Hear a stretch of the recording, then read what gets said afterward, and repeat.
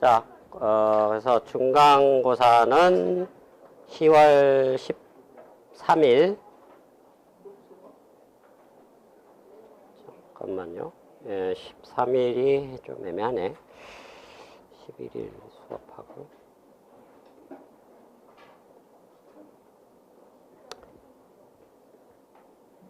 13일보다는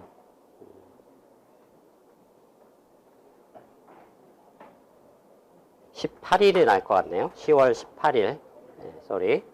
10월 18일 화요일로 하도록 하겠습니다.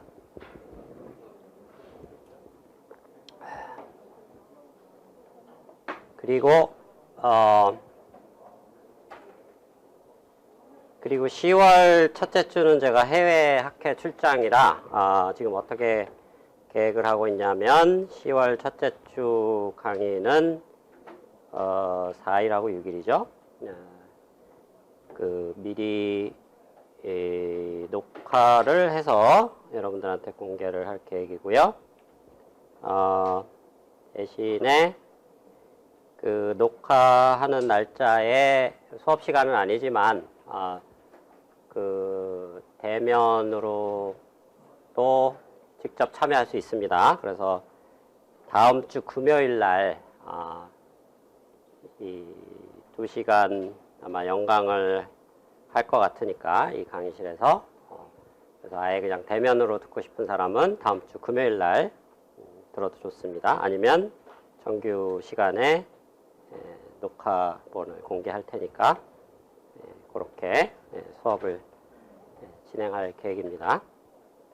그래서 녹화 일정은 따로 공지를 하도록 하겠습니다. 만수 여기 있나? 그 10월 30날 오후 한 2, 3시 이후에 여기 한 3시간 정도 예약을 가능한지 한번 확인을 해보도록 오후에 그래서 예약을 해놓도록.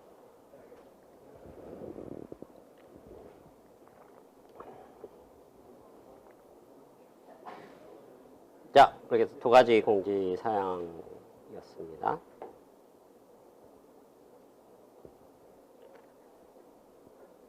자, 그리고 지금 코딩 숙제는 언제 나갈 계획인가? 저기 혹시 아는가?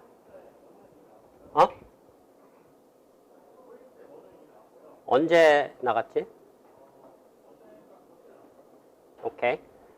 코딩 숙제가 한 4번 정도 우리 진도에 맞춰서 나갈 계획이니까 코딩이 여러분들 그 프로젝트 하는데 절대적으로 필요한 부분이니까 여러분들이 물론 이제 잘 알고 있는 사람도 있겠지만 사실 상당히 경험치의 격차가 큽니다. 예년 그 수업을 해보면 어떤 사람이 이미 코딩 쪽을 잘 알고 있는 사람들도 있고 아예 문외한인 사람들도 있고 하니까 이미 알고 있는 사람들은 너무 쉬운 거 아니냐 이렇게 생각하는 수도 있고 모르는 사람도 너무 또 뭐 좀 부족하다라는 느낌도 들 수가 있는데 어쨌든 이렇게 다양하게 섞여 있는 상황이기 때문에 여러분들이 그런 측면에서 이해를 해주기 바랍니다. 그래서 어쨌든 간에 기본적으로 평균적으로 필요한 스킬들을 코딩 숙제로 내고 있으니까 뭐 이미 잘 알고 있는 사람은 쉽게 할 거고 잘 모르는 사람들은 열심히 해서 프로젝트를 하는데 도움이 될 수 있도록 하면 좋겠습니다. 자, 그리고 프로젝트 관련해서는 혹시 조교 그 공지가 나갔나? 우리 그 프로젝트 아웃 계획 그거? 그래서 공지가 곧 나갈 계획이니까 거기에 맞춰서 일정을 여러분들이 짜면 되고 일단 먼저 할 일은 지난번에 얘기했듯이 그 프로젝트 조를 짜야 됩니다. 4명씩 4인 1조로 하니까 일단 제일 좋은 거는 지인끼리 조를 짜고 조가 안 짜지는 팀들은 무작위로 결합을 시킬 예정이니까 그렇게 진행할 계획이고, 그 다음에 어떤 프로젝트를 진행할지 대략의 뭐랄까, 계획서, 뭐 약간 반 페이지 정도만 싸서 여러분들이 제출을 하면 되겠습니다. 중간에 뭐 하다가 보면 또 바뀔 수도 있으니까 바뀌어도 상관없으니까 어쨌든 초기 계획을 여러분들이 세워서 제출을 하기 바랍니다. 조교는 그 프로젝트 제안서도 제출되는 그 일정까지 다 좀 잘 반영해서 공지를 하도록. 그래서 팀 짜는 거, 데드라인, 그 다음에 제안서 짜는 그게 짜진 다음에 한 1, 2주일 뒤에 제안서 나오는 데드라인 이런 식으로 공지를 좀 하도록. 이렇게. 자, 그래서 미리 얘기하지만 뭐랄까, 학기 중에는 그냥 시간을 흘려보내다가 학기 말 다 돼서 막 시작하는 사람들이 거의 대부분입니다. 거의 당일치기식으로. 그럼 굉장히 안 좋습니다, 여러분한테. 여러분들 그 다른 과목 시험 보는데도 엄청나게 방해될 수도 있고, 그래서 프로젝트는 학기 말 시험 기간 최소한 한 달 전에는 여러분들이 미리 시작을 해서 미리 끝내놓지 않으면 여러분들이 다른 과목들한테 엄청난 악영향이 갈 수가 있으니까 그 부분을 미리 예상을 해서 미리미리 시작해서 미리미리 끝낸다. 안 그러면 나만 손해다 라는 생각으로 여러분들이 일정을 짜주면 좋을 것 같고, 그럴 수밖에 없는 게 프로젝트 발표 일정이 학기 말 끝나자마자입니다. 그러니까 여러분들 시간이 없습니다. 그리고 뭐 다른 과목들도 시험 봐야 되는데 시험 기간에 프로젝트 하고 있을 수도 없고, 그 말은 학기 말 기간 시작되기 전에 여러분들이 프로젝트를 거의 다 끝내놔야 된다는 얘기입니다. 1, 2주 전에 미리. 안 그러면 본인들만 힘들어진다는 얘기죠. 그래서 그 부분을 매년 반복되는 패턴이라 높아시면서 얘기하는 거니까 꼭 명심하고 일정을 좀 앞당겨서 진행한다라고 생각을 해주면 좋을 것 같습니다. 자, 이상 공지사항이었고요. 자, 지난 시간에 이제 배운 것들이 우리가 약간 이론적인 토픽이고 다소 좀 지루해질 수 있는 내용이라 그랬었죠. 강의하면서 지루한 내용이라고 공지를 하고 강의하는 게 좀 이상하긴 한데, 어쨌든 2장 내용이 좀 약간 이론적인 부분이 있습니다. 자, 그럼에도 불구하고 이게 중요한 이유가 두 가지가 있었죠. 다시 한번 이제 요약을 하자면, 첫 번째는 우리가 완전히 다른 문제라고 생각했던 리그레션이나 클래시피케이션, 그러니까 컨티뉴어스 아웃풋이나 그 다음에 반대죠. 디스크리트 아웃풋이나 컨티뉴어스 아웃풋이나 이론적으로 통합될 수 있다.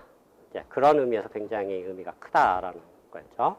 그래서 실제로 그 백프랍은 아니었죠. SGD 알고리즘을 그레디언트 계산했더니 실제로 동일하게 나오더라. 그래서 그게 우연인 것 같았는데 필연이다라는 얘기를 했었습니다. 그런 의미에서 가장 중요한 의미를 갖는다라고 했고요. 자, 오늘 배울 내용인데 미리 예고를 하자면 이제 다음 챕터 이후에 상당히 뭐 많은 문제들이 대부분 클래시피케이션 문제입니다. 한 60-70% 이상이 클래시피케이션 문제가 나오면 뭐 여러분들 프로젝트 할 때도 무조건 나올 수밖에 없는데 마지막 단에 무조건 소프트맥스라는 그 어떤 함수를 쓰게 됩니다.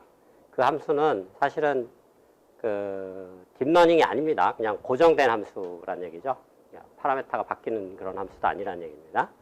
그래서 그 소프트맥스라는 함수가 왜 쓰이는지 대부분 그 왜 쓰이는지 이유를 모르고 씁니다. 사실은. 근데 여기서는 우리가 그래도 좀 전공자다 보니까 최소한 소프트맥스가 왜 탄생하게 됐는가, 왜 쓸 수밖에 없는가를 한 번은 배우고 넘어가는 게 좋겠죠. 물론 이걸 가지고 뭐 새로 응용하거나 그런 거는 특별히 없습니다. 여러분들이 나중에 대학원 가서 전공을 하지 않는 한은. 자, 그렇지만은 한 번 정도는 그 클래시피케이션 모델에 쓰이는 소프트맥스가 왜 쓰이는가에 대해서, 왜 만들어졌는가, 왜 그 형태로 쓰일 수밖에 없는가에 대해서 간단하게 한번 이해를 하고 넘어가는 시간을 갖도록 하겠습니다.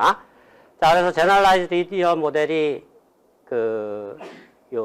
여러분들이 주목해야 될 부분이 요 리니어라는 말이 여기 단어가 들어가 있죠. 이 말은 사실은 리니어 머신러닝 모델에만 적용되는 이론입니다. 사실은. 근데 지난번에도 얘기를 했지만 이걸 배우는 이유는 이 딥러닝이 넌리니어하긴 하지만 9.9% 리니어하다 그랬죠. 그래서 리니어한 모델에 있었던 기본적인 이론이나 툴들을 그대로 가져다 씁니다. 뭐 새롭게 디파인하거나 새롭게 만드는 거 없다는 얘기죠.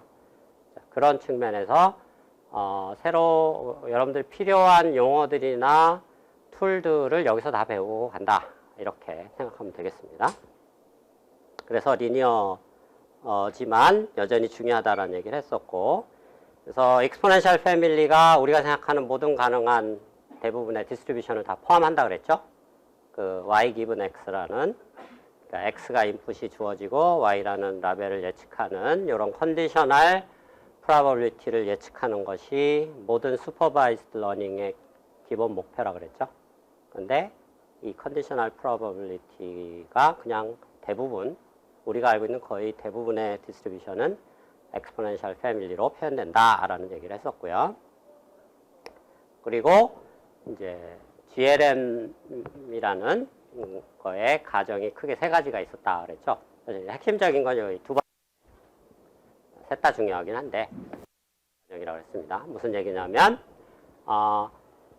지도학습의 목표는 디스트리뷰션을 학습시키는 건데, 디스트리뷰션은 함수죠. 함수를 아웃풋으로 뽑아내는 건 되게 어렵습니다. 생각해보면.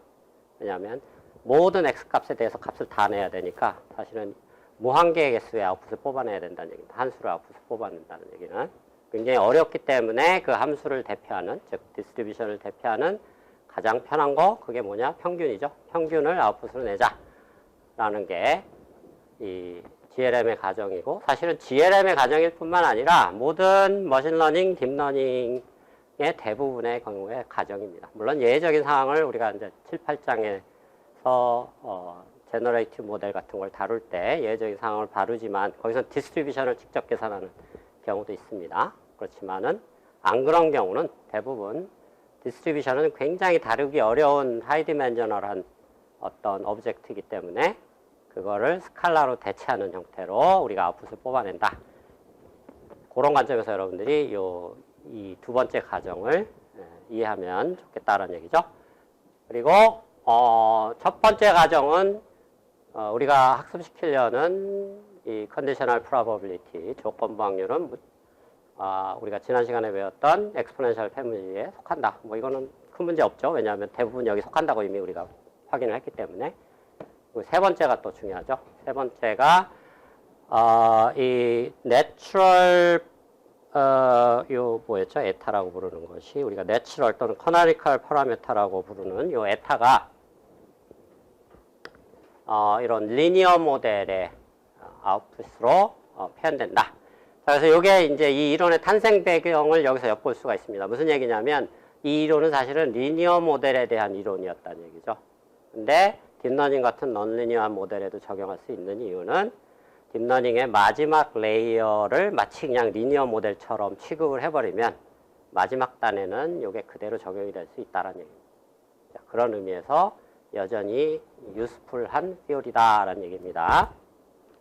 자, 그런 관점에서 우리가 이제 리그레션 받고 뭐 클래시피케이션 받고 그 다음에 그걸 그레디언트 계산해서 두 개가 동일하다. 뭐 아까 요약한 대로 얘기를 했죠. 자, 오늘 얘기할 것이 이제 그 클래시피케이션에서 이제 바이너리 클래시피케이션이 아니고 클래스가 여러 개 있는 경우, 멀티 클래스가 있는 경우를 한번 따져보자는 얘기죠. 뭐 대표적인 게 주사위 던지기. 주사위는 두 개의 클래스가 있는 게 아니고 6개 클래스가 있는 거죠. 주사위 던졌을 때 6개 중에 하나가 튀어나옵니다. 그리고 더 유명한 케이스는 그 이미지넷이라는 유명한 데이터셋이 있습니다. 대부분의 영상 기반의 클래시피케이션 할 때 항상 표준적으로 쓰이는 데이터셋이 있는데 거기는 1000개의 오브젝트를 클래시파이 하는 겁니다. 그게 1000개면 별게 작아 보이는 것 같지만 생각보다 굉장히 많은 겁니다. 1000개의 우리가 일상생활에 접하는 모든 물체들을 뭐 다 거기다가 적어놓고 구분하게 하는데 이게 사실은 쉬운 일이 아닙니다. 쉬워 보일 것 같지만 예를 들면 그 비슷한 물체들이 있을 수가 있다는 얘기죠. 그러니까 어떤 것들이 있냐면 예를 들면 자전거, 오토바이, 스쿠터 뭐 이런 것들이 있는데 사실 모양이 비슷비슷해 갖고 어떨 때는 사람도 헷갈리는 경우가 있습니다. 그런 것들이 끼어 들어가 있기 때문에 이게 쉬울 것 같이 생각되지만 되게 어려운 프로젝트, 그러니까 타스크란 얘기죠. 그래서 실제로 2012년 알렉스넷이라는 것이 이제 우리가 5장 CNN에 다루게 될 텐데 그 퍼포먼스를 그 체크를 할 때 그 문제 자체가 워낙 어려우니까 어떻게 체크를 하냐면 그 중에 정답 딱 하나만 뽑아내는 게 아니고 거기서 스코어가 나오는 것 중에 탑 5 중에 정답이 한 번이라도 들어가 있으면, 그러니까 탑 5 안에 들어가 있으면 맞는 걸로 치자. 이렇게 그 성능을 측정합니다. 그 이유는 방금 설명한 그런 배경 때문이라는 얘기죠. 워낙 비슷한 그 오브젝트들이 많이 섞여 있고 그걸 정확하게 알아맞힌다라는 게 사람도 어려운 일이기 때문에 그렇게 해서 퍼포먼스를 체크한다라는 얘기를 할 수가 있죠. 어쨌든 얘기가 좀 옆으로 샜는데 다시 돌아와서 이런 이미지넷 같은 그런 클래스가 뭐 1000개가 있다 이럴 때 그 클래스의 개수를 K라고 불러보자는 얘기죠. 그러면 이 클래시피케이션의 문제는 아웃풋을 1000개 중에 하나를 뽑아내는 게 되겠다는 얘기입니다. 그런데 이 1000개가 될 확률들, 우리가 우리한테 주어지진 않지만은 예를 들면 뭐 데이터셋을 다 뒤져보면, 그러니까 평균을 내보면 알 수 있는 각 클래스가 나타날 확률, 예를 들면 이미지넷 데이터베이스가 한 100만 장, 1000만 장 이미지로 이루어져 있는데 그 중에 뭐 사람은 뭐 10만 장, 고양이는 뭐 15,000장 뭐 이렇게 돼 있다면 그 히스토그램을 카운트해서 전체에 대한 비율을 계산하면 확률이 나오겠죠. 그 확률이 요 P라는 확률이라고 생각해 보자는 얘기입니다. 그래서 이 확률들은 1000개의 클래스에 대해서 확률로 주어지는 거니까 이 1000개에 대한 확률을 다 더하면 뭐가 돼야 되죠?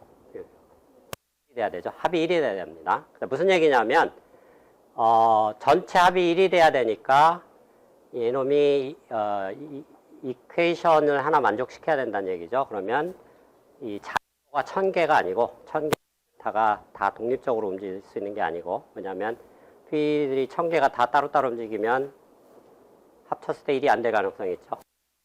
사실은 그 중에 한 놈은 나머지 999개에 의해서 결정될 수밖에 없다는 얘기입니다. 왜? 합이 1이어야 되니까. 그래서 이런 경우 자유도라고 하는데 degrees of freedom은 999개일 수밖에 없다는 얘기다. 왜? 확률이어야 되기 때문에. 그래서 전체 K개 중에 마지막 거 뺀 K-1개까지만 자유 프리 파라메타로 보자라는 얘기고, 마지막 거는 1에서 전체를 합한 걸 빼줘야 된다. 뭐 이런 얘기입니다. 뭐 당연한 얘기죠. 그래서 P1부터 P까지 다 더하면 1이 되는 그런 거라고 보면 되겠고요. 자, 또 이제 여기서 약간 개념을 확장해야 되는데, 우리가 익스포넨셜 디스트리뷰션에서 익스포넨셜 바로 뒤에 에타 곱하기 y라는 놈이 있었는데, 사실은 y가 ty 형태로 일반적으로 표시된다 그랬죠. 이 t라는 놈이 통계학에서 sufficient statistics라고 하는 건데, 뭐 이것도 설명하려면 또 1시간 강의해야 되니까 그냥 복잡하게 설명할 필요 없이 이 통계학에서 쓰는 용어다라고 생각하면 될 것 같고, 근데 이게 클래시피케이션, 멀티 클래시피케이션에서는 ty가 스칼라일 필요가 없고 벡터가 됩니다. 그래서 이 벡터가 되는데 어떤 식으로 ty가 벡터가 되는지 한번 정의를 내려보자는 얘기죠.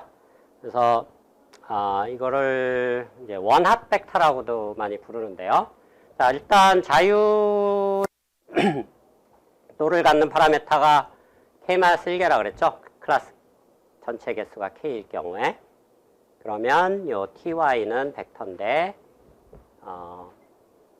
k-1개의 디멘전의 벡터입니다. 그래서 이미지넷으로 예시를 들면 999 디멘전의 벡터가 되는데 좀 특이한 벡터입니다. 우리가 생각하는 일반적인 실수를 값을 갖는 그런 엘리멘트들이 그런 벡터가 아니고 전체 엘리멘트 중에 딱 하나만 1이고 나머지는 다 제로여야 되는 그런 벡터입니다. 이런 원핫 벡터라고 한다. 그래서 원이 딱 한 군데만 있고 나머지는 없다 라는 뜻으로 원핫이라고 합니다. 그래서 원핫 벡터를 이렇게 표현하는데요. 이런 노테이션은 뭐냐면 이 1이라는 게 인디케이터 펑션이라고 하고요. 수학에서. 그리고 이 y = 1이라는 게 그 가로 안에 있는 놈이 true면 1이고 그 false면 제로다 라는 약간 그런 불리한 펑션이라고 여러분들 생각하면 되겠습니다. 그래서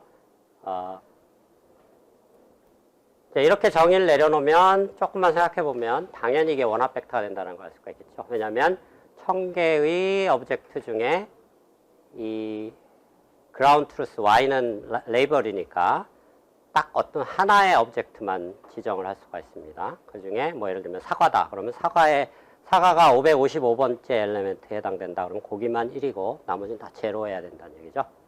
그런 의미의 원합 벡터가 된다. 그래서 예시를 들면 T1은 10000, T2는 011, 01000, 그 다음에 TK-1은 001. 그러면 마지막 클래스인 경우는 어떻게 할 거냐? 사실 표시할 수 있는 방법이 없습니다. 원핫으로는. 근데 그냥 약속을 하건데 이거는 그냥 올제로로 놓자. 사실은 약간 룰을 약간 밴딩하는 건데 바꾸는 건데 원핫이라 그래놓고 지금은 원핫이 아니죠. 올제로니까. 요거는 예외적으로 마지막 그러니까 디펜던시가 있는 파라메타 마지막 파라메타는 그거에 대한 벡터는 올제로로 놓자. 그냥 약속을 그렇게 하자는 얘기입니다. 편의상. 자, 이렇게 했을 때 우리가 그 지난 시간에 바이너리 클래시피케이션 했었죠. 이거를 첫 줄에 보면 첫 줄에 py 그 다음에 1 마이너스 어디 갔나? 1 마이너스 p 1 마이너스 y 이렇게 돼 있죠. 자, 그 개념을 확장하면 된다는 얘기입니다. 이건 바이너리인 경우고, 어떤 뭐 지수함수의 곱 형태로 쭉 표시가 돼 있죠. 그리고 그 지수함수의 개수가 클래스의 개수입니다. 그러면 이걸 그대로 확장하면 클래스가 1000개면 1000개의 엑스포넨셜 펑션들이 쭉 곱해지는 거고, 이 지수에 해당하는 부분이 레이블인데, 그 레이블이 거기에 올라가면 되겠죠. 그런데 이게 뭐냐면 그 아까 얘기했던 ty라는 원합 벡터의 1이 되는 위치의 그 엘리멘트 값이 여기로 들어가면 된다는 얘기입니다. 그래서 그거를 말로 표현한 걸 써보면 이렇게 표현된다는 얘기죠. 되게 뭐 어렵게 보이는 것 같은데 별거 아닙니다. 이 k개의 항 중에 k개의 뭐 p 뭐 곱하에 뭐 어떤 지수 골로 돼 있는데 그 중에 딱 하나만 살아남고 나머지는 다 1이 된다는 얘기예요. 왜냐하면 예를 들면 요 놈만 1이고 나머지가 다 제로면 이것들 다 1이 되죠. 그리고 요 놈만 P2만 살아남는다는 얘기예요. 즉 무슨 얘기냐면 레이블이 클래스 2면 확률은 P2가 되는 거고 레이블이 클래스 5면 확률은 P5가 된다는 얘기예요. 나머지는 다 제로가 되니까. 아니 1이 되니까. 자, 그거를 그냥 이렇게 표현한 겁니다. 자, 그러면 지난번에 바이너리 케이스에서 했던 것처럼 엑스포넨셜 로그를 취해버리면 그 전에 엑스포넨셜 로그 취하기 전에 자, 요 그 인디케이터 펑션들을 방금 디파인했던 원합 벡터 엘리멘트로 바꿔치기 할 수 있겠죠. 요거는 ty의 1 첫 번째 엘리멘트란 뜻입니다. 요거는 ty의 두 번째 엘리멘트. 요건 ty의 k번째 엘리멘트인데 k번째는 없었으니까 올제로였으니까 어떻게 표현하면 되냐면 나머지 것들의 합에서 1에서 나머지 것들의 합을 빼면 되겠죠. 이런 형태로 표현이 가능합니다. 자, 그 다음에 엑스포넨셜 로그를 취해버리면 이렇게 쭉 풀어 헤쳤을 수가 있는 거죠. 지수들이 앞으로 튀어나오고 로그가 있고 그래서 요 pk의 요 각 섬에 있는 ty1, ty2 이런 것들을 다 앞으로 보내면 pk가 요 분모로 들어가서 이렇게 다 섞일 수가 있고 요 놈은 하나 항만 여기 살아남습니다. 자, 그러면 이 구조가 우리가 지난 시간에 얘기했던 엑스포넨셜 패밀리 구조란 얘기죠. 앞에 py는 1이 되고 그 다음에 이 ty들은 이 형태가 되고 ty 앞에 붙는 이 로그 형태 값들 이놈들을 벡터로 이렇게 칼럼 벡터로 모아놓으면 그게 에타가 된다는 얘기입니다. 그리고 이 놈은 마이너스 a가 된다는 얘기죠. 그래서 정리해보면 에타는 이 앞에 있는 로그 값들을 이렇게 모아놓은 거다. 그 다음에 a는 로그 마이너스 로그다. 뭐 간단하죠? 뭐 되게 복잡한 것 같지만 사실 개념은 엄청 간단한 겁니다. 자, 여기까지는 뭐 새로운 게 하나도 없고 그냥 그대로 정의를 갖다가 뭐 적용한 케이스다라고 보면 되겠죠. 그래서 에타하고 뭐 a를 찾았다 정도의 의미 말고는 없습니다. 자, 졸린 사람은 잠깐 나갔다 오도록. 자, 그래서 그 리니어 모델이 이제 우리가 그 GLM 모델의 두 번째 과정이 정말 중요하다고 그랬죠. 클래시피케이션의 아웃풋은 확률 분포를 뽑아내기가 불가능하니까 그것의 평균을 뽑아내야 되는데 이 평균도 스칼라의 평균도 있을 수 있지만 사실은 조금 더 확장을 해보면 벡터의 평균도 있을 수 있다는 얘기입니다. 그러니까 y 또는 ty가 스칼라만 우리가 지금까지는 봤지만 이거를 멀티 클래스로 확장하려면 자연스럽게 ty는 벡터니까 ty로 이제 확장이 되는 거죠. 그래서 ty에 대한 평균을 뽑아내는 형태로 사실 더 엄밀하게 하려면 ty의 디스트리뷰션을 뽑아냈어야 되는데 그거는 거의 불가능에 가깝기 때문에 그거의 평균만 뽑아내겠다는 얘기죠. 자, 요게 우리가 중요하다고 얘기했던 두 번째 과정이라는 얘기입니다. 자, 그러면 이거는 계산을 안 하고도 바로 알 수가 있습니다. 이거 평균이 뭔지. 개념적 우리의 ty의 정의만 가지고 평균이 뭔지를 우리가 이걸 바로 알 수가 있습니다. 어떻게 알 수가 있냐면 자, ty의 정의가 뭐였냐면 이런 거였죠. 각 항이 그러니까 i번째 엘리멘트의 라벨이 1이 되는 것이 ty죠. 그러면 각 엘리멘트들이 1이 되려면 그 엘리멘트가 1이 될 확률이 그 엘리멘트에 들어가면 되는 겁니다. 즉 무슨 얘기냐면 요놈의 ty 벡터의 평균은 각각의 엘리멘트들의 평균과 같습니다. 그거는 그냥 자연스러운 확장이고요. 그러면 클래스가 1일 확률은 얼마라고 그랬죠? 우리가 정의를 아예 초반에 내려버렸었는데 얼마죠? 여기 학생? 예? 아니 저기 변수로 학생? 여기 페이지에 있습니다. ty 요놈이 1이 될 확률, 라벨이 1일 확률은 예? phi1이죠? 그 다음에 그 옆에 학생 라벨이 2일 확률은 phi2죠? 그러니까 요거의 평균은 사실은 우리가 바이너리 클래스에서 봤듯이 1이 될 확률은 p1이니까 여기는 p1, 요거의 평균은 p2. 그래서 p1, p2부터 pk, k-1까지 쭉 들어가면 된다는 얘기죠. 그래서 이거는 정의로부터 계산할 필요도 없이 바로 나온다는 얘기입니다. 이거의 평균은 이걸 쓸 수밖에 없다. 그렇죠? 왜냐하면 피드를 그렇게 정의를 내렸으니까. 자, 이제 여기서부터가 중요합니다. 이 피드를 이제 우리가 알고 있는 내추럴 파라메터 에타로 어떻게 표현할 건가를 생각을 해보자라는 얘기죠. 자, 여기 이제 요 박스에 들어가 있는데, 자, 아까 에타는 어떻게 정의를 내렸냐면 이렇게 정의를 내렸었죠. 근데 이게 편의상 k-1디멘전이니까 여기에 마지막 항을 하나 자연스럽게 확장을 해봅시다. 로그 pk 나누기 pk. 그거는 로그 1이니까 제로나 마찬가지죠.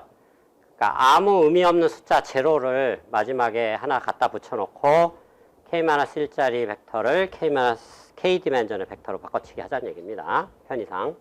자, 그 짓을 여기서 한 거고요. 에타 k를 이렇게 바꾼 거고. 자, 그렇게 하면은 이 에타의 각 i번째 엘리멘트들은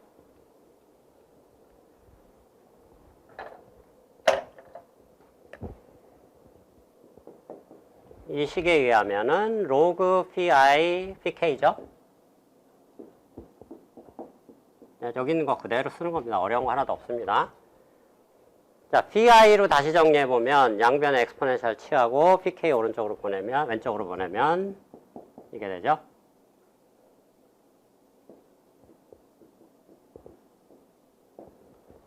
그렇죠? 자, pi가 이런 거란 얘기입니다. 자, 근데 지금 이게 문제가 뭐냐면 feed를 지금 목표가 뭐냐면 에타로 다 바꿔치기 하고 싶은데 이 부분은 성공했는데 이게 여전히 남아있는 거죠. pk가 아직 남아있습니다. 그래서 pk를 다시 에타로 바꿔치기를 하고 싶은데 어떻게 하느냐? 쉽습니다. 어떻게 하느냐 하면 feed i들의 다 합은 1이 돼야 된다라는 전제 가정이 있죠. 왜냐하면 pi들은 확률이니까. 그래서 이것의 전체 i가 1부터 k까지 다 서메이션 해버리면 1이 될 수밖에 없다는 얘기. 그렇죠? 근데 이놈은 i에 대해서 상수나 마찬가지니까 밖으로 튀어나가고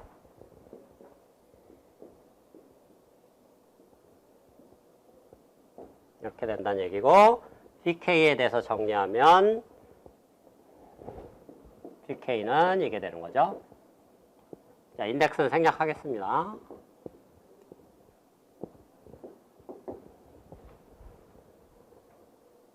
맞나요? 아닌가? 아, 1이네, 그냥. 자, 요게 이렇게 되는 거죠. pk는 이제 엑스포넨셜 에타로 다 표현된 거죠. 에타로 다 표현된 겁니다.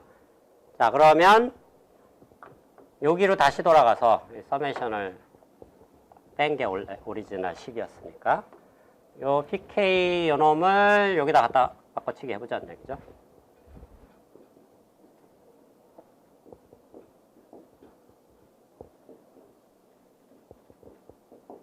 이렇게 되는 거죠. 자, 그래서 뭐 되게 복잡한 식 같은데 뭐냐면 별게 아닌 게 그 pi는 에타이들에다가 엑스포넨셜 취하고 이거를 그냥 노멀라이즈 시킨 거죠. 전체 다 합으로 나눠준 거니까. 노멀라이즈 시키는 이유는 뭐든지 합을 해보면 1이 되게 만드는 역할을 하는 거죠. 그래서 이런 식의 형태가 나온다는 얘기입니다. 그거를 자, 근데 에타이들은 우리가 리니어 모델의 아웃풋이라고 그랬었죠.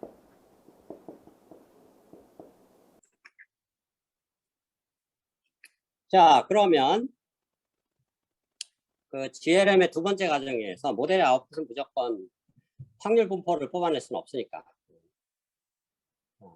함수니까 함수를 표현하려면 무한개의 아웃풋을 뽑아내야 되는데 좀 현실적으로 불가능하죠. 그래서 그걸 요약하는 ty를 평균을 뽑아내는 거라고 볼 수가 있고요. 자, 근데 ty에 대한 평균을 생각을 해보면 사실은 확률의 정인데 그 ty라는 게 원합 벡터죠. 그래서 t1의 될 확률, 첫 번째가 나올 확률이 1이고 나머지가 제로가 되는 확률이 1 p1이 되는 거죠. 자, 그런 관점에서 보면은 첫 번째가 1이 나올 확률은 p1일 수밖에 없습니다. 직관적으로 당연하고 계산해봐도 당연한 얘기고 여기 k-1 디멘전이니까 각각이 그러니까 즉 그라운드 트루스가 맞을 확률은 결국은 그 클래스가 맞을 확률하고 같으니까 이런 형태로 나오게 되고요. 요 P들이 아까 로지스틱 리그레션, 바이너리 클래시피케이션에서처럼 뭔가 내추럴 파라미터랑 좀 연결 관계가 있습니다. 그 연결 관계를 찾아보면 에타는 아까 이런 형태로 표현된다고 그랬고 이게 K-1 디멘전이라 다루기가 불편합니다. 그래서 일부러 K 디멘전을 확장하자는 얘기죠. 여기서 빠져있는 게 마지막 항이 K번째 항이 빠져 있으니까 그걸 강제로 하나 일부러 넣어줬다는 얘기죠. K 디멘전의 인덱스로 이루어져 있으니까 마지막은 당연히 이걸 그대로 연장해 보면 PK 마이너스 PK 빼기 아니 PK 나누기 PK죠.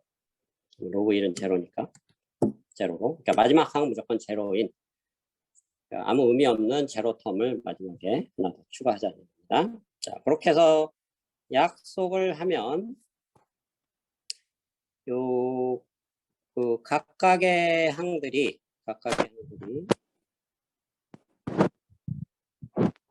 이게 뭐 i번째 항이 에타 i라고 한다면 요거를 pi에 대해서 정리를 해보면 이런 모양이 되겠죠. 엑스포넨셜 양쪽에 취하고 분모를 쪽으로 보내면 이런 모양이 되겠습니다. 자 근데 pi들은 다 확률이니까 다 더하면 1이 돼야 되죠. 이놈들을 다 더해보면 이렇고 익스포넨셜 에타 i는 인덱스하고 상관없이 밖으로 튀어나가서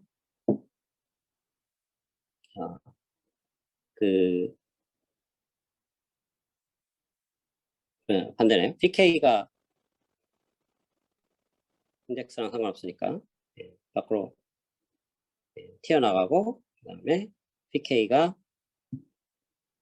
그 말은 pk는 요 서메이션 분의 1이 된다는 얘기죠. 요 식에 의해서.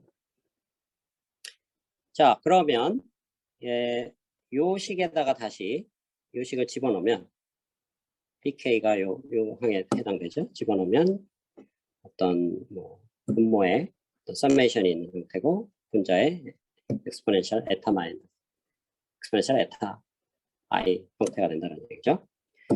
자, 그래서 여기서 구한 PI들은 이제 이런 형태가 된다는 겁니다. 엑스포넨셜 그 인덱스에 해당하는 엑스포넨셜 펑션 그 다음에 나머지들 엑스포넨셜 펑션을 다 더한다.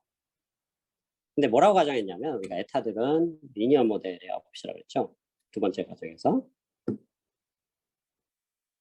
그렇게 되면은 그리고 세타 K도 사실 디파인이 안 돼 있습니다. 그걸 억지로 하나 제로로 가정을 하면 이제 요 식을 K번째 인덱스까지 더 확장을 시킬 수 있다는 얘기죠. 그럼 요 식하고 컨시스턴트 맞아 떨어지고요. 자 어쨌든 에타 아이들이 리니어 모델의 아웃풋이다.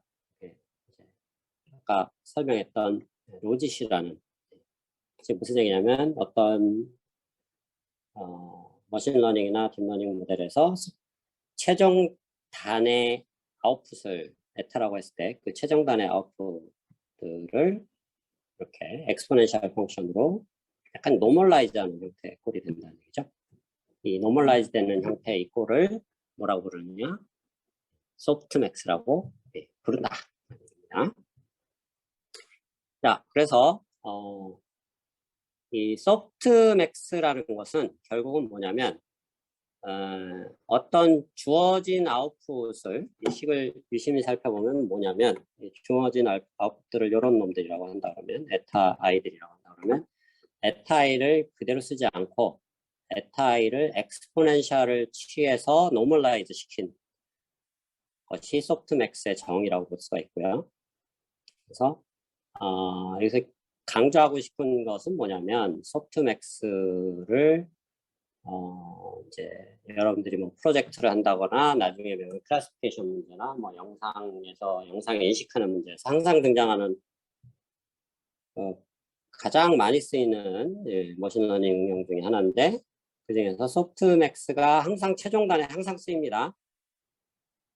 근데 이 소프트맥스가 꼭 왜 이런 엑스포넨셜 형태를 취해서 구해져야 되느냐에 대한 사실은 근거를 이 이론을 배우지 않으면 이해할 수가 없는 그런 면이 있습니다. 그래서 큰 틀에서 근거는 맥시멀 라이클리후드를 써야 되기 때문에 소프트맥스가 나올 수밖에 없고, 추가적으로 이 GLM 또는 엑스포넨셜 패밀리 관점에서 가정을 해야 되기 때문에 이런 소프트맥스 형태의 결과가 나올 수밖에 없다라는 얘기를 할 수가 있습니다. 자, 그래서 아까 베타 K라든가 세타 K를 강제로 끼워 맞춰줬는데, 이 세타 K가 어떻게 보면 마지막 그 변수에 대한 어떤 모델 파라미터인데, 이게 항상 제로라는 얘기는 이게 유명무실하다는 얘기죠. 이론적으로는 유명무실하게 써야 되는데, 실제로는 세타 K를 그냥 non-zero라고 보통 합니다. 그리고 아웃풋도 지금 P1부터 PK까지만 있는데, 보통 PK까지 다 있다. PK-C까지만 있다고 가정해야 되는데, 이론적으로는 실제로 PK까지 있다고 가정하고,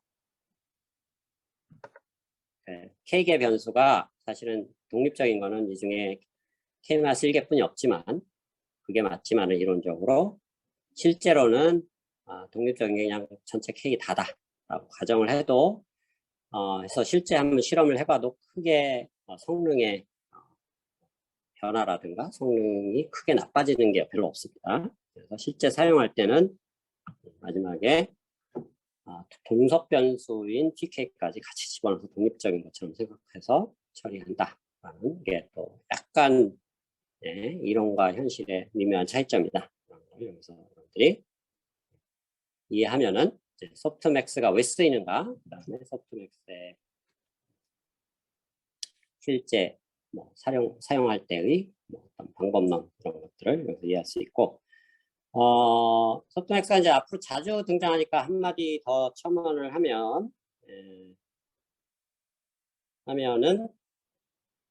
그 다음 챕터에서 바로 배우겠지만 어떤 클래시피케이션 문제가 있을 때 요 마지막 로스 펑션, 코스트 펑션을 구하기 전에 최종 레이어에서 아웃풋을 에타라고 가정합니다. 그래서 여기서 이제 물론 약간 이론과 또 현실의 차이가 있습니다. 무슨 얘기냐면 다음 챕터에서 설명하겠지만 딥러닝 모델은 중간 레이어에서 논리니어 펑션이 쓰입니다. 사실은 이 에타가 더 이상 리니어 모델이 아닌데, 어쨌든 그 리니어 모델이 아니지만 그걸 리니어 모델이라고 가정을 하고, 최종 단계에서 나오는 아웃풋, 로짓이라고 불렀죠. 이 로짓을 엑스포넨셜하게 웨이트하는 이 과정을 쓴다. 현실적으로 이제 이렇게 생각을 하면 되겠습니다.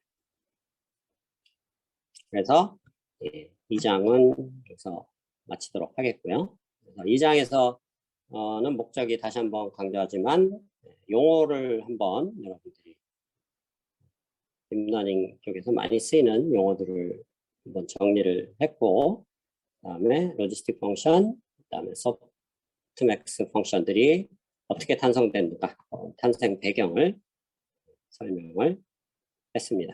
다소 수식이 있었지만 여러분들이 그 과정보다는 결과에 주목을 해서 이런 근거에 의해서 만들어졌다라는 걸 이해하고 있으면 왜 쓰는지 모르고 쓰는 것처럼 위험한 게 없죠. 그런 면에서 여러분들이 소프트맥스는 이제 앞으로 부지기수의 횟수로 많이 쓸 텐데, 최소한 왜 쓰는지는 알고 쓰자라는 관점에서 넘어가면 좋을 것 같습니다. 자, 그러면 이제 일단 기본적인 용어라든가 그런 것들 얘기를 했고, 근데 실제 딥러닝을 조금 다뤄보도록 하겠습니다. 그래서 딥러닝에 어떻게 보면 다른 말을 아티피셜 인공신경망, 아티피셜 뉴런넷이라고 했었죠. 딥러닝의 핵심되는 알고리즘이 백프로퍼게이션이라는 알고리즘인데, 그 알고리즘을 설명을 이 3장에서 하도록 하겠습니다. 강의 자료 조금 업데이트가 돼서 새로 디테일을 올려놨으니까 여러분들이 새로 다운받으면 좋을 것 같고요. 자, 이거는 1장에서 어느 정도 언급이 됐던 거니까 좀 빨리 넘어가도록 하겠습니다. 인공신경망 실제 바이올로지컬한 신경을 모사했는데 실제 바이올로지하고 인공신경하고도 똑같느냐? 사실은 똑같지가 않습니다. 굉장히 많이 다릅니다. 사실은 실제로 우리가 인공신경망을 할 때는 대부분 리니어하고 마지막에 뭐 시그모이드 펑션 같은 걸 통과시키는 간단한 모델을 썼는데 리니어한 부분조차도 생물학적인 뉴런에서는 넌리니어합니다. 굉장히 복잡한 넌리니어한 오퍼레이션들이 시냅스 상에서 이루어지고 있고요. 그리고 참고로 이 딥 뉴럴 네트하고 그 다음에 실제 바이올로지컬한 뉴럴 네트하고의 그 정기적인 신호적인 측면에서 굉장히 큰 차이점이 있습니다. 바이올로지컬한 뉴런은 실제는 어떤 정보 전달을 한 뉴런에서 다른 전달을 스파이크 또는 펄스로 보냅니다. 근데 우리가 딥러닝이라고 정의하는 것들은 스파이크나 펄스를 쓰지 않고 어떤 아웃풋의 크기, 아웃풋의 매그니튜드로 정보를 전달하는 그런 차이점이 있는데 둘 사이에 사실은 상관관계가 있습니다. 무슨 얘기냐면 그 펄스를 보낼 때 약간 통신 이론을 배운 사람들은 쉽게 이해할 수 있는 부분인데 통신 이론에서 정보를 전달할 때 하형의 앰플리튜드 크기를 가지고 정보를 전달하는 게 아니고 그 주파수로 전달을 하는 방법이 있습니다. 그래서 예를 들면 펄스가 굉장히 빠르게 많이 생성돼서 나간다. 그러면 인풋이 큰 거고 반응이 큰 거고 펄스가 천천히 만들어져서 나간다. 그럼 주파수가 낮은 거죠. 작은 건데 그 주파수의 크기, 주파수를 이 아웃풋의 앰플리튜드로 매핑시키면 사실은 어떻게 보면 두 개가 행동하는 방식이 즉 바이올로지컬한 뉴런과 그 다음에 실제 우리가 쓰는 딥뉴럴 네트워크의 뉴런과 사실은 어느 정도는 근사적으로 비슷하다라는 얘기를 할 수가 있고요. 자, 그게 불만스러워서 실제로 이제 아날로그 서킷을 하는 사람들은 실제 바이올로지컬한 뉴런과 동일한 방식으로 구현하고자 하는 사람들도 있습니다. 그래서 실제로 펄스를 보내는 형태로 구현을 하는 이제 그런 방법론이 있고 그런 것을 스파이킹 뉴럴이라고 이것도 구현 측면에서 굉장히 중요한데 실제 대부분 이제 딥러닝을 연구하는 커뮤니티의 99%는 사실은 별로 안 씁니다. 구현하는 반도체적으로 구현하는 커뮤니티에서 많이 쓰고 실제로는 약간 다른 방식을 지난 챕터에서 얘기한 방식을 쓴다 그런 얘기가 되겠고요. 자, 이건 뭐 다 얘기했던 건데 우리가 그런 그레디언트 디센트 얘기하면서 뭐 퍼셉트론이라는 얘기를 했었는데 어떻게 보면 인공신경망의 최초의 아이디어였죠. 로젠블라시라는 사람이 1957년에 그때는 트랜지스터도 없었고 진공관이라는 디바이스의 시대였습니다. 진공관으로 그리고 카메라도 없어서 요즘 구할 수 있는지 모르겠는데 CDS라는 포토 센서가 있습니다. 새끼손가락, 새끼손톱만큼만의 크기인데 그런 것들을 이렇게 평판에다가 여러 개를 20x 20개의 어레이 400개를 붙여갖고 카메라, 아주 러프한 카메라죠. 그거를 만들어서 실제로 알파벳을 인식하는 그런 걸 구현했다. 뒤에 서킷을 이렇게 굉장히 복잡하게 와이어링을 해서 이거는 한번 만들어 놓으면 이제 한번 고장나면 고치기가 불가능할 수준인 것 같은데 어쨌든 이런 형태로 해서 실험을 했다. 그리고 이제 한 3년 뒤에 에더라인이라는 뭐 비슷한 방식입니다. 사실은 여전히 비슷한 방식으로 해서 진공관으로 해서 그런 웨이트들을 그런 다이얼들로 조절하면서 뭔가 학습시키는 위드로라는 분야에서 굉장히 초창기에 유명한 박사였습니다. 강학습 쪽에서도 굉장히 공헌을 많이 했고 오랫동안 스탠포드에서 교수로 있었던 지금은 8, 90세 되셨는데 돌아가셨는지 안 돌아가셨는지 모르겠습니다. 유명한 분이 있고요.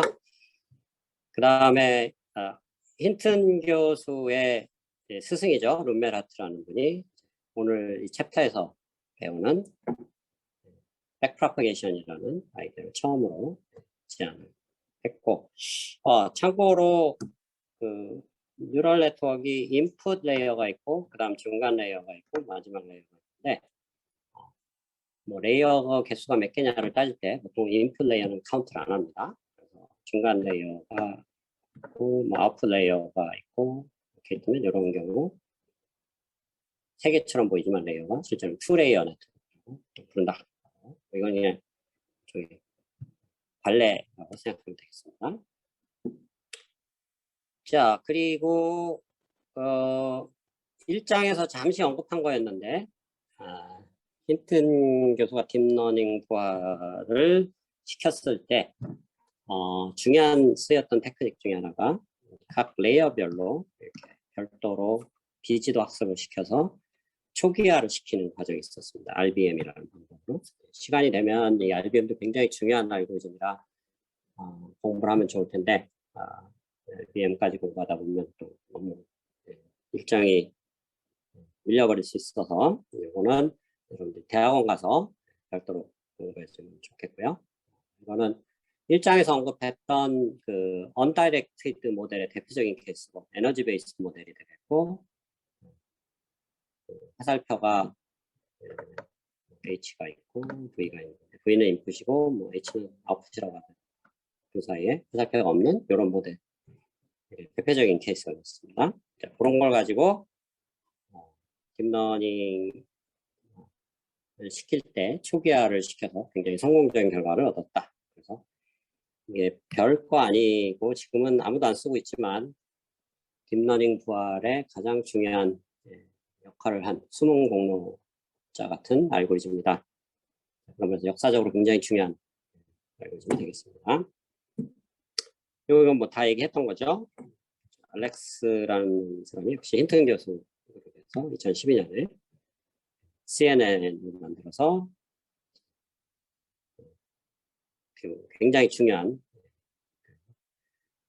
기존에 나와 있던 전통적인 방법을 다 이기는 그런 결과를 했고 심지어는 사람이 판단하는 것보다 더 정확한 결과까지 나오기 시작했다라고 볼 수 있습니다. 그리고 음성 인식에서도 2010년쯤에 중요한 결과가 나오기 시작했고요. 지금은 더 많이 발전했는데 뭐 그 당시에는 이런 보통 스펙트로그램이라고 하는데 주어진 음성 신호를 프리에 트랜스폼을 해갖고 뭐 이렇게 타임하고 주파수를 동시에 표시하는 방법이 있습니다. 이거를 가지고 처리를 하는 음성, 그 당시 많이 쓰였던 음성 인식 중에 뭐 히든 마르코프 모델이라는 게 있는데 이런 걸 사용해서 성공적인 성능을 내기 시작했다라는 얘기가 되겠고요. 자, 액티베이션 펑션은 이제 non-linear 펑션을 부르는 다른 말이 되겠고 시그모이드라는 거 이미 배웠었죠. 그다음에 이제 고등학교 때 배웠던 하이퍼 탄젠트 이런 것들도 non-linear 펑션을 쓸 수가 있고 나중에 배우는 이제 7장에서 배우는 CNN이나 이런 데서는 요 렐루를 굉장히 많이 씁니다. 굉장히 단순한 펑션인데 음수일 땐 0이고 양수일 땐 y x 그대로 똑같이 내보내는 이건 넌리니어하다기보다는 half 리니어한 그런 모델이라고 봐도 됩니다. 그런 것을 쓰고 있고 자 그래서 이 두 개가 상당히 중요한데 렐루가 CNN에서 많이 쓰이고 있고요. 그다음에 하이퍼탄젠트는 주로 RNN에서 많이 쓰이고 있습니다. 그래서 두 개가 상당히 중요한 역할을 하고 있고 뭐 그 외 렐루의 변종인 뭐 리키 렐루, 뭐 맥사웃, 그다음에 익스포넨셜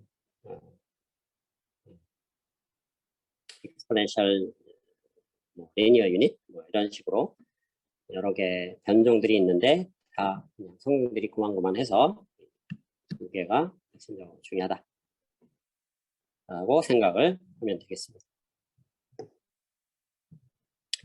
이거는 아까 얘기한 건데 뭐 이런 네트워크들이 있으면 인풋은 뉴런이 아닙니다. 그냥 인풋에 각각의 그 인풋이 4D, 3디멘셔널 벡터면 각각의 그냥 엘리멘트를 이렇게 놈들 표현한 거고, 실제 뉴런이 있는 놈들, 그 다음에 아웃까지 포함해서 이걸 2레이어 네트워크라고, 뭐 이 경우는 3레이어가 되겠죠.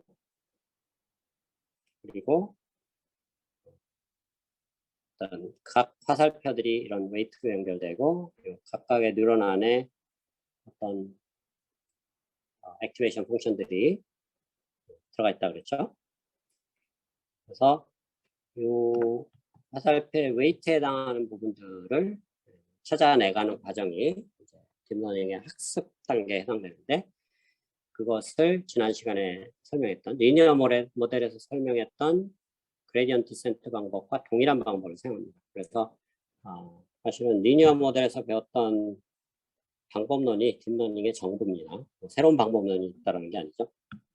그레디언트를 구하는 거고, 이 백프로포게이션이라는 게 결국 뭐냐, 이러한 특별한 구조를 갖는, 그러니까 레이어별로 1단계, 2단계, 3단계로 해서 뭔가 이렇게 약간 보면은 레이어별로 직리얼 연결이 되어 있는 이런 구조가 있죠. 이런 구조가 있을 때 물론 여기를 이렇게 바이패스해서 넘어가는 경우가 있는데, 그거는 이제 나중에 다루게 되겠고요. 어쨌든 이런 구조를 가질 때 효율적으로 이런 미분을 찾아내는 방법론을 백프로포게이션이라고 한다. 이런 얘기가 되겠고요. 자, 그럼 백프로포게이션은 어떤 원리에 기반한 거냐? 원리는 엄청 간단합니다. 여러분들이 고등학교 때 배웠던 합성함수 미분법을 그냥 그대로 적용한 게 백프로포게이션이다. 한마디로 요약을 하면 백프로포게이션을 한마디로 원리를 설명해라. 그러면 합성함수 미분법이다 라고 설명하면 됩니다. 자, 그래서 딥러닝의 각 레이어를 F1, F2, F3라고 한다 그러고, 첫 번째 레이어의 파라미터를 W, 또는 뭐 인풋이라고 생각해도 상관없습니다. 두 번째 레이어 인풋을 X, 세 번째 레이어 인풋을 Y, 최종 아웃풋을 Z라고 하면은, 뭐 Z가 편의상 여기서는 그 코스트 펑션, 로스 펑션이라고 생각해 봅시다. 그리고 이게 다 직렬 연결이 되어 있으니까 함수들이 서로 물고 물리고 있죠. 최종 아웃풋은 F3 아웃풋이고, 그 인풋은 F2 아웃풋이고, 그래서 인풋은 F1 아웃풋이고. 이게 고등학교 때 여러분들이 봤던 걸로 보면은 뭐 이런 거죠. 합성함수, 그렇죠? 그러면 최초에 가장 인사이드에 있는 이 변수에 대해서 최후에 있는 변수를 미분하는 경우가 고등학교 때 봤던 합성함수 미분법으로 보면 요거 대비 요거 미분, 그렇죠? 요거 대비 요거 미분, 요거 대비 요거 미분.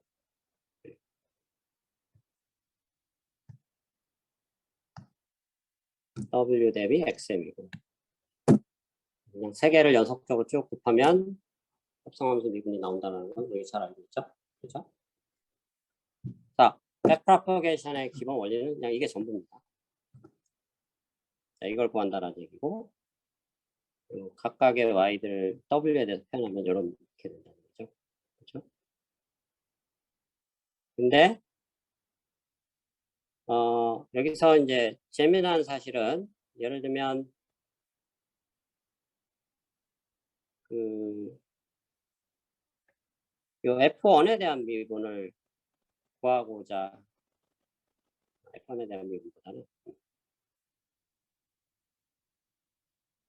W, 우리가 최종 코스트 펑션은 정해져 있습니다. Z가 타겟이 됩니다. Z에 대해서 미분을 해야 되는 거. Z가 항상 분자에 있어야 된다는 얘기죠. 항상 고정된 변함없는 사실이 되겠고요. 그래서 W에 대한 미분을 찾고 싶으면 그러면 F1에 대한 미분만 알면 되느냐? 그렇지가 않다는 거죠. W에 대한 미분을 알려면 F1에 대한 미분만 알아서는 안 되고, 즉 W하고 관련된 이 함수만 알아서 안 되고, 그 이전 것도 알아야 되고, 이걸 알려면 또 이것도 알아야 되죠. 그죠? 그래서 연산의 효율성을 생각해 볼 때 어차피 여기 있는 변수에 대한 미분을 알고 싶으면 그 뒤에 있는 것도 다 알아야 되기 때문에 그럴 바에는 사실은 W에 대한 미분만 구하는 게 아니고 X에 대한 미분도 구해야 돼요. 그리고 나중에 설명하지만 Y에 대한 미분. 사실 세 가지 미분을 다 알아야 되는데 앞단부터 구하면 중복해서 연산할 위험성이 있으니까 차라리 뒷단부터 하나씩 계산을 해 나오잖아요. 그죠? 이것도 알아야 되고,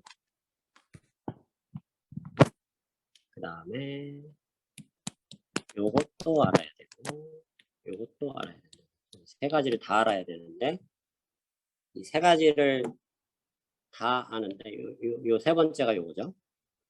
두 번째는 또 비슷한 식입니다. 첫 번째도 마찬가지 비슷한 식이고. 그래서 이 세 개를 어차피 다 구해야 되기 때문에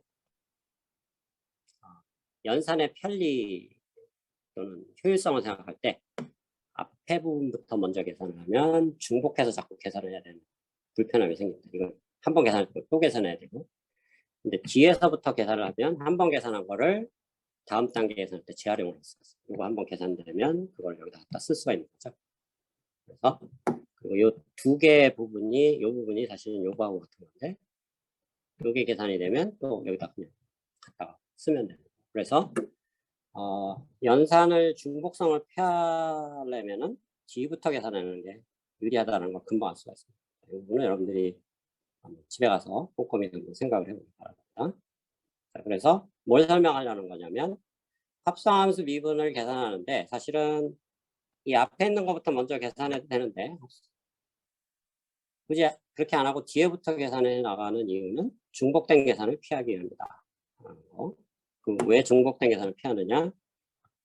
요 미분만 구하는 게 아니고 X에 대한